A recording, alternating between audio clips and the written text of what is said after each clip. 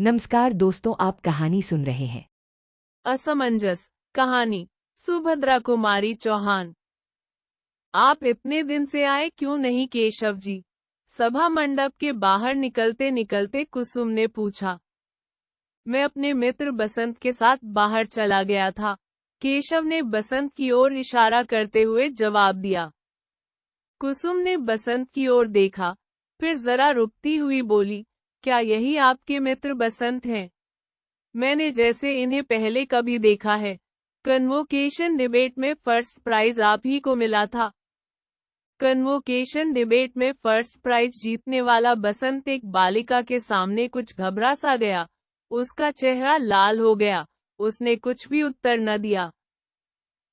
केशव ने कहा, हाँ, प्राइज इन्हीं को मिला था। उसके बाद कुसुम, बसंत और केशव दोनों को शाम के समय अपने यहाँ चाय के लिए निमंत्रित करके अपने पिता के साथ कार पर बैठकर चली गई। कुसुम कुमारी अपने माता पिता की इकलौती कन्या है। इलाहाबाद के जॉर्ज टाउन में, जहाँ शहर के धनी मानी व्यक्तियों के बंगले हैं, वही कुसुम के पिता की एक विशाल कोठी है। शहर के प्रमुख धनी व्यक्तियों में उनकी गणना है। उनके पास मोटर है, गाड़ी है, और भी न जाने क्या क्या है। 10-5 नौकर सदा उनके घर पर काम किया करते हैं। घर बैठे केवल लेन देन से ही उन्हें 600-700 रुपए मासिक की आमदनी हो जाती है। कुसुम ही उनकी एकमात्र संतान है, जो वही क्रॉसफिट गर्ल्स स्कूल में मैट्रिक में पढ़ती है। केशव कुसुम का पड़ोसी है। यूनिवर्सिटी में B0A0 का विद्यार्थी है। बसंत केशव का सहपाठी है। वह अपने मामा के साथ तहियापुर में रहता है। बसंत के माता पिता बचपन में ही मर चुके हैं और तभी से बसंत अपने मामा का आश्रित है। बसंत पढ़ने लिखने में कुशाग्र बुद्धि, सदाचारी, सरल स्वभाव और मिलनसार है। इसलिए शिक्षक उसे चाहते हैं और सहपाठी उसका आदर करते हैं। शाम को केशव के आग्रह से बसंत कुसुम के घर पर आया तो जरूर था, किंतु उसे वहां बात बात में संकोच मालूम हो रहा था। जब कुसुम उन्हें लेकर मखमली सीढ़ियों पर से ऊपर अपने ड्राइंग रूम में जाने लगी, तब बसंत ने अपने पैरों की ओर देखा। जहां कुसुम के कमल सरीखे मुलायम पैर पड़ रहे थे, वहां अपने धूल भरे पैरों को रखने में उसको कुछ अटपटा सा लगा। कमरे में पहुंचकर वहां की विभूतियों को देखकर बसंत भौचक सा रह गया। ऐश्वर्य के प्रकाश में उसे अपनी दशा और भी हीन मालूम होने लगी। उस वातावरण के योग्य अपने को न समझकर उसे कष्ट हो रहा था। वह बार बार सोचता था कि मैं नाहक ही यहाँ आया। कुसुम अद्वितीय सुंदरी थी। उसकी शिक्षा और व्यवहारिक ज्ञान ने सोने में सुहागे का सा काम कर दिया था। उसके शरीर पर आभूषणों का विशेष आडंबर न था। वह लाल किनारी की एक साफ साड़ी पहने थी, जो उसकी कांति से मिलकर और भी उज्जवल मालूम हो रही थी। कुसुम का व्यवहार बड़ा शिष्ट था। उसकी वाणी में संगीत का सा माधुर्य था। वह चतुर चितेरे के चित्र की तरह मनोहर, कुशल शिल्पी की कृति की तरह त्रुटि रहित और सुकवि की कल्पना की तरह सुंदर थी। बसंत के जीवन में किसी युवती बालिका से बातचीत करने का यह पहला ही अवसर था। उसने कुसुम की ओर एक बार देखा, फिर उसकी आंखें ऊपर न उठ सकी। कुसुम ने चांदी के से सुंदर प्यालों में चाय बनाकर टेबल पर रखी। तश्तरियों में जलपान के लिए फल और मिठाइयां सजा दी। बसंत स्वभाव से ही शिष्ट था, किंतु आज वह साधारण शिष्टाचार की बातें करना भी भूल गया और उसने चुपचाप चाय पीना शुरू कर दिया। कुसुम यदि कोई बात पूछती तो बसंत का चेहरा अकारण ही लाल हो जाता और उसका हृदय इस प्रकार धड़कने लगता जैसे वह किसी कठिन परीक्षक के सामने बैठा हो। चाय पीते पीते भी उसका गला सूख जाता था और सिवा हाँ या न के वह कुछ बोल न सकता था। इंटर यूनिवर्सिटी डिबेट में जाकर बनारस से अपने कॉलेज के लिए शील्ड जीत लाना बसंत के लिए उतना कठिन न था जितना कठिन आज उसे साधारण बातचीत करना मालूम हो रहा था। वह अपनी दशा पर स्वयं हैरान था और उसे अपने अचानक मौन पर आश्चर्य हो रहा था। केशव के आग्रह पर जब कुसुम ने सितार पर यमन कल्याण बजाकर सुनाया तो बसंत ने कहा, आप तो संगीत में भी बड़ी प्रवीण हैं। यह सुनकर कुसुम ने जरा हंसकर कहा, आप तो मुझे बनाते हैं। यह सुनकर कुसुम ने जरा हंसकर कहा, आप तो मुझे बनाते हैं, अभी तो मुझे अच्छी तरह बजाना भी नहीं आता। यह सुनकर बसंत का अपना वाक्य मूर्खतापूर्ण लगने लगा और उसे अपनी उक्ति में केवल व्यंग्य का ही आभास मालूम पड़ा। बसंत बहुत देर बाद बोला था और अब बोलने के बाद अपने को धिक्कार रहा था। बसंत जब वापस आया तो उसे कुछ याद आ रहा था कि जैसे कुसुम ने चलते समय उससे कभी कभी आते रहने का अनुरोध किया था, किंतु वह अकेला कुसुम के घर न जा सका और एक दिन फिर केशव के ही साथ गया। इसी प्रकार बसंत जब कई बार कुसुम के घर गया तो कुसुम ने देखा कि बसंत भी बातचीत कर सकता है। उसकी विद्वत्ता और योग्यता पर तो कुसुम पहले से ही मुग्ध थी, अब उसकी मर्यादित सीमा के अंदर बातचीत और व्यवहारिक ज्ञान को देखकर कुसुम की श्रद्धा और बढ़ गई। अन्य नवयुवकों की तरह बसंत में उछुन-खलता और उद्दंडता न थी। उसकी बातचीत, हंसी मजाक सब सीमा के बाहर न जाते थे। कुसुम ने बसंत से अंग्रेजी पढ़ाने के लिए आग्रह किया, जिसे बसंत ने स्वीकार कर लिया। और इस प्रकार धीरे धीरे कुसुम और बसंत की घनिष्ठता बढ़ने लगी। कुसुम से मिलने के पहले बसंत ने उसके विषय में जो धारणा बना रखी थी कि धनवान पिता की अकेली कन्या जरूर उद्धत स्वभाव की होगी, वह निर्मूल हो गई। अब उसे कुसुम के पास जाने की सदा इच्छा बनी रहती थी। सवेरे से ही वह शाम होने की बाट देखा करता। अपनी दशा पर उसे स्वयं आश्चर्य था। कुसुम मैट्रिक पास हो गई और बसंत भी 0-0, किंतु दोनों ही ने आगे पढ़ना जारी रखा। बसंत अब भी कभी कभी कुसुम के घर आया करता था।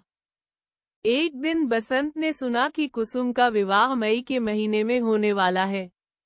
बसंत समझ न सका कि यह सुनकर उसका चित्त अव्यवस्थित सा क्यों हो गया। उसने कभी स्वप्न में भी न सोचा था कि कुसुम के साथ उसका भी कोई ऐसा संबंध हो सकता है।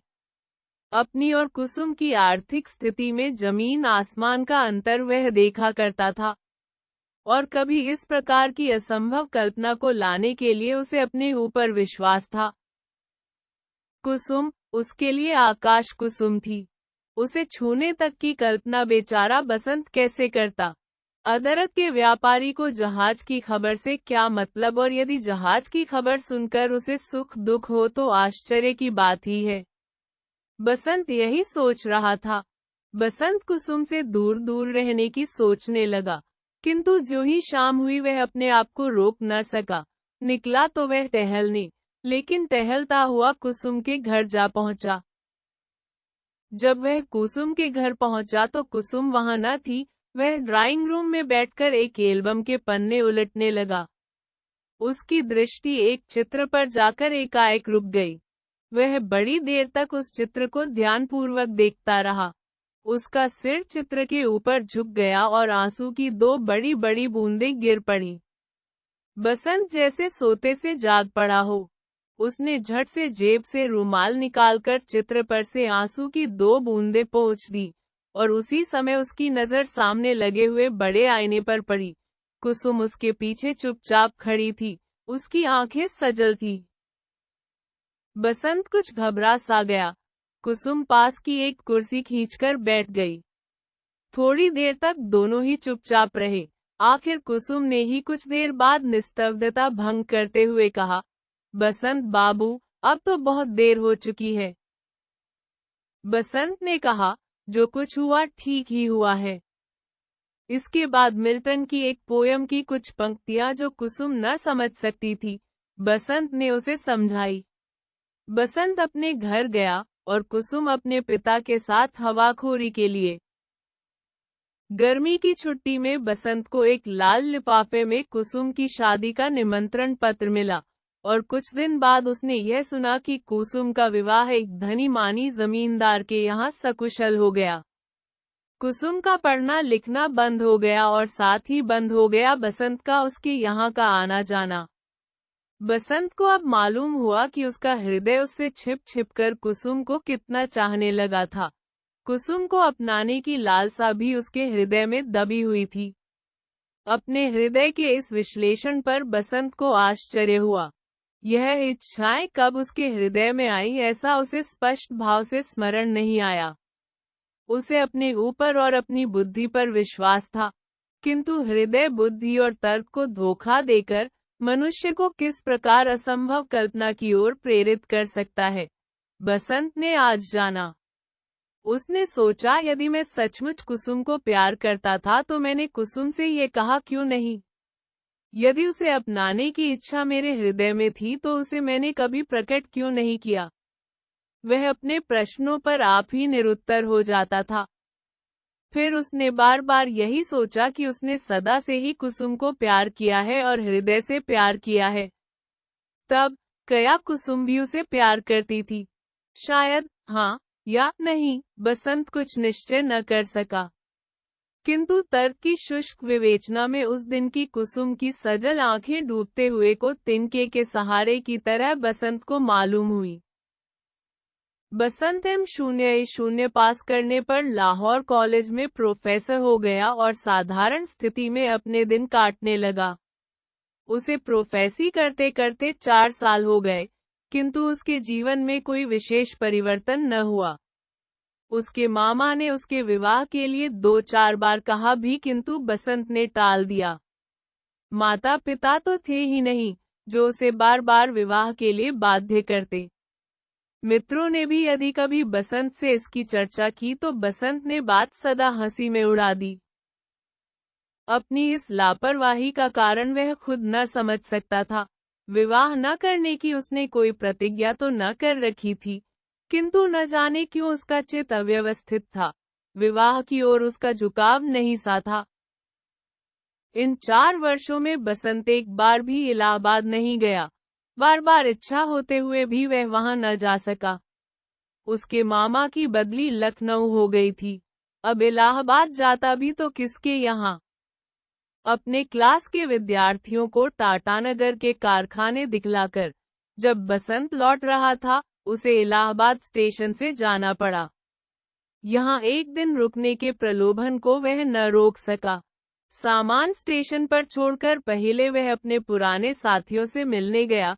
1-2 को छोड़कर उसे और कोई न मिला। फिर वह जॉर्ज टाउन की ओर गया और उसके पैर अपने आप कुसुम के घर के पास जाकर ठिठक गए।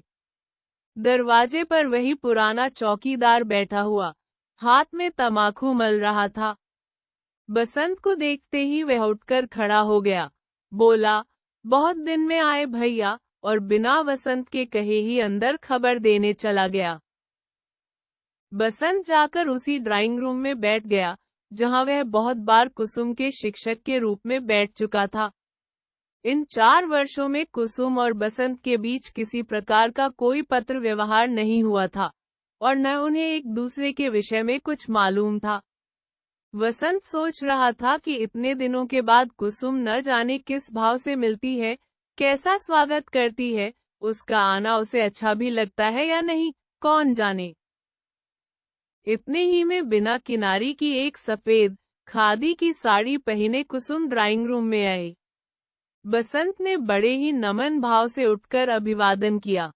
क्यों, क्या कुसुम को इतनी जल्दी भूल गए जो अपरिचित की तरह शिष्टाचार करते हो? बसंत बाबू, कुसुम ने हल्की मुस्कुराहट के साथ कहा। बसंत का ध्यान इस ओर न था, वह चकित दृष्टि से कुसुम के सादे पहनावे को देख रहा था। सौभाग्य के कोई चिन्ह न थे, न तो हाथ में चूड़ी और न माथे पर सिंदूर की बिंदी।